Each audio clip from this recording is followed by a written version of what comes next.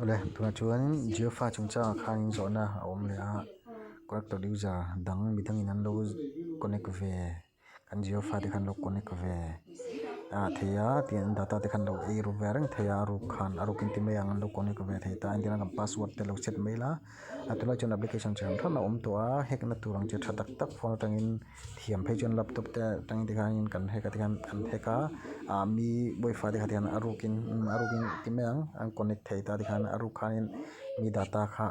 an mang charger thei ta ni kha hack ta em ta lo zo ma big ta ki po mani jana ka lo ka set danga maro chu an lo free nge ka password khati khana lo zo vek maya kha thilom thei ani a an connect ka rin lo wang ne ke chu po chu ma seng ti khan an lo mang zo vek maya jana te jinga han ti ka tum le a lo om to reng lo kha thilom thei ni a data te ui om do a ati dang kan lo sei le don ani ama mi ang tho khanin jio fa khai connect anga connect zo a khanin application kha browser kha du mang thei ani mar chu ke chon chrome ka mang ta a chrome atang khain ilut lenga chuanin chrome ilu nuwa khanin google search a khanin search engine a khan geo.local.html ti khai chunga login na tur kha omnga chuanin chuta chuan a link a khan ilu tangai login don ta ni login zo a khanin he ti hin ron langanga len information hi aron om anga len information lai tak he pui mo lai chuni ta ni hei tuna chuan hei client list a hianin hei keima chenga connect ta ni number of client test hi ta hianin midang en lo connect ve ni chon pahnia ron tenga ta hian connect tu ming kha aron lang don ta ni ta hian ming anianga ta hian in mic address kha ta ni hei pui mo ta hei copy kan thiam lo chuanin dule screenshot me ngai screenshot zo a khanin in login don ta ni chuan jio hian default password nei ta default password chu administrator ti khain ta ni chuan hnuai hianin administrator ti hai chule don ta ni administrator chuwa hi login don ta ni chuan login zo khan ti hin ron lang don ta ni chuan ti hin ron langanga chuan ta hin network a hin lut don ta ni network a khanin wifi make filter ti hin lut lenga chuanin ti chuan in ka set to wang khanin ti hin ron lang ta ni maseng in lutan tia chuanin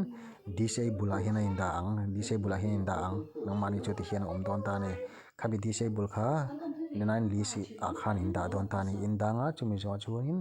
khana china ka soi poimo ka ti kha ta hian make address number kha i chu don ta ni chuanin chu zo kha ta description a hianin alo connect tu kha minga kha in chu lenga nachina mi screenshot mi kha chuanin in add don ta ni ta hian in add anga chuanin in add zo a khanin in apply don ta ni chuanin apply zo a chuanin lo connect tu kha chuanin ak mu thei lo hal mak anga signal kha bo hal mak don ta ni engang poni password kha lo hrele poni ma sengin a connect thei to don lo hrim hrimani he hian i phal sak ma lo kha chuan toina kha ta phone atangin mo laptop atang ponong connect ma seng alo list itmo disable ai da ma lo kha chuanin i block to kha chuan a connect thei to don lo hrim hrimani chu nangma tan inven ve na hana tha thum themi data kha hek lo don bokani tangkai pui kha lom tang karon soila thian video in karon siam len ya zona ka don le awang khan chuan chumi iti zo a chuanin idule wifi khai off theya off kom lo i off anga chumi zoi on lenga chuanin i connect thale ka chuan i lut lenga ilu to chuan len information hi en le don tani len information hi enanga yen zo chuan ta hin connect tu kha abo to mak don tani connect thei to lo hrim don tani nangma cheni connect to mai don tani nangma le chuk le khatte kha ti khanin connect ti to mai don tani tin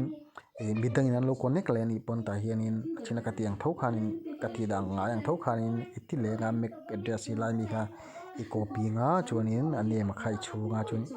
ta khani et le nga ti khanin design lisa khan i da zel to don ta ni khang ho chuan an lu don le thei to don lo hrim to ta ni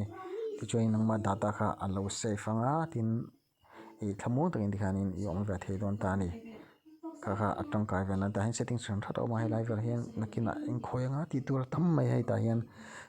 make address gateway ip ti sab na hai ti han device list te hai charge